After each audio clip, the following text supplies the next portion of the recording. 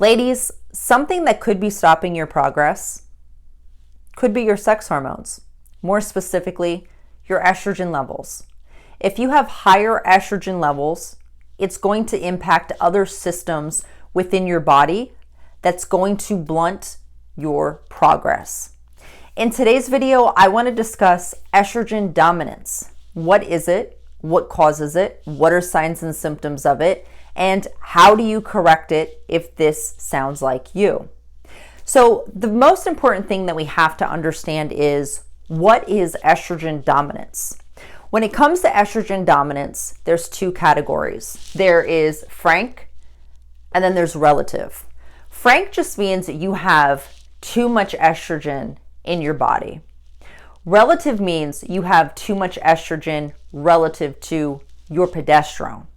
So what causes estrogen dominance? So the first thing is too much cortisol. You are a high stressor, so therefore you have higher cortisol levels. When you have higher cortisol levels, it's going to suppress your progesterone.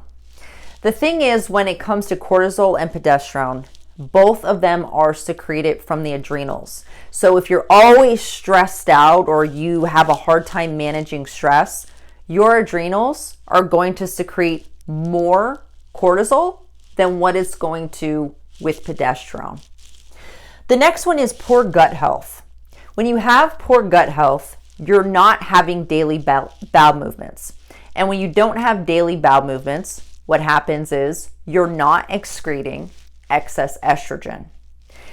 We excrete excess estrogen through our feces. So if you're not using the bathroom every day or you have poor gut health, you're not getting rid of that excess estrogen, and it's just sitting in the gut, causing gut issues.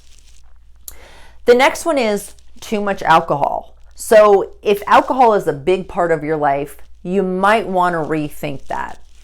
The thing is estrogen is filtered through the liver. When we consume alcohol, the liver will stop filtering estrogen to filter out the alcohol. And because of that, the estrogen gets put back into the bloodstream, and it can increase estrogen levels. When we drink alcohol, it can actually increase estrogen by 10%.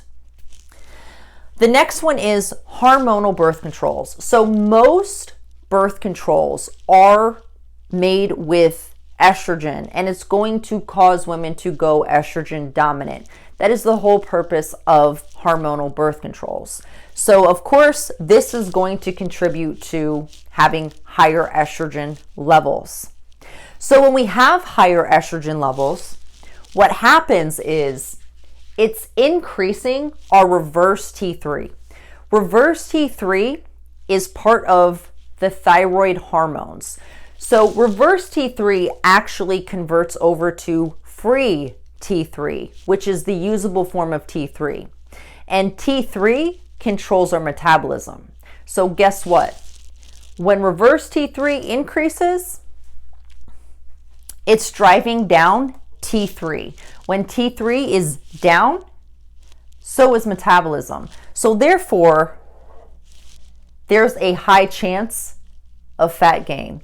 And usually, women who are estrogen dominant, they may experience some unexplained body fat gain. It'll just kind of sneak up on them, and before they know it, they're up 10 pounds and have no idea why.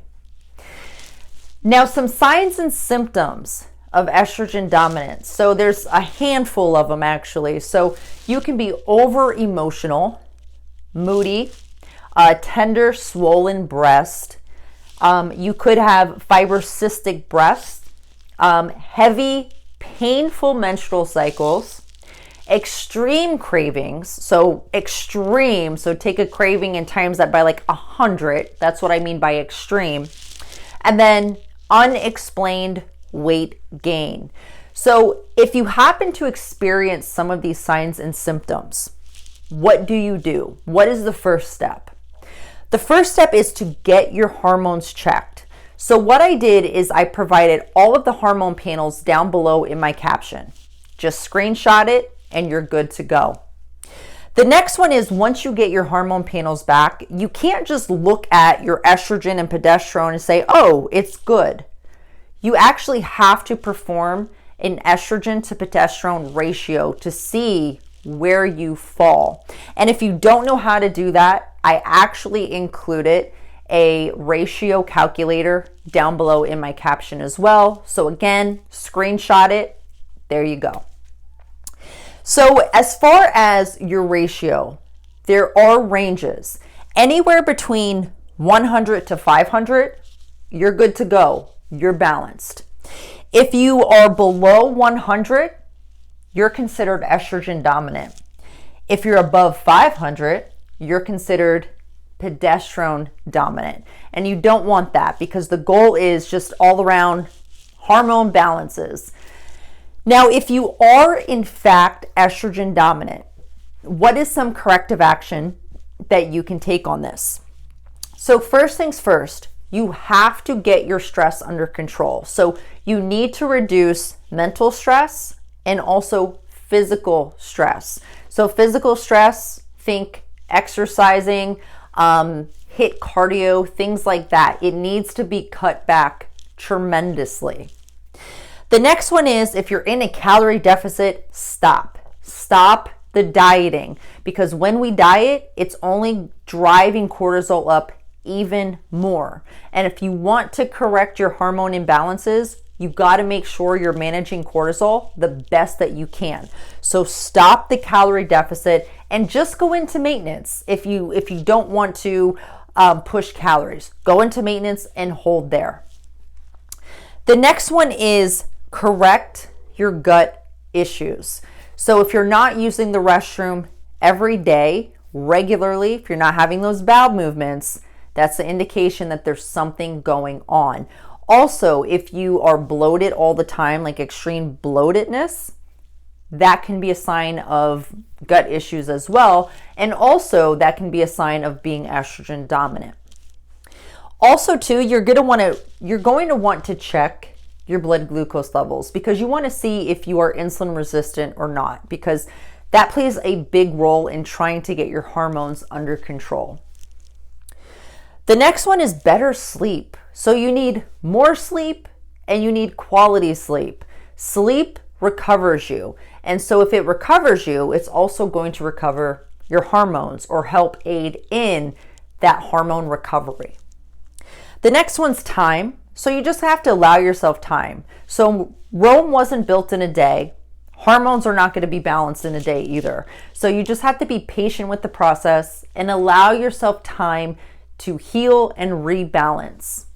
And lastly, relax. Learn to relax. Focus on being a human being and not so much a human doing, because your hormones and your cortisol and your health all depends on it.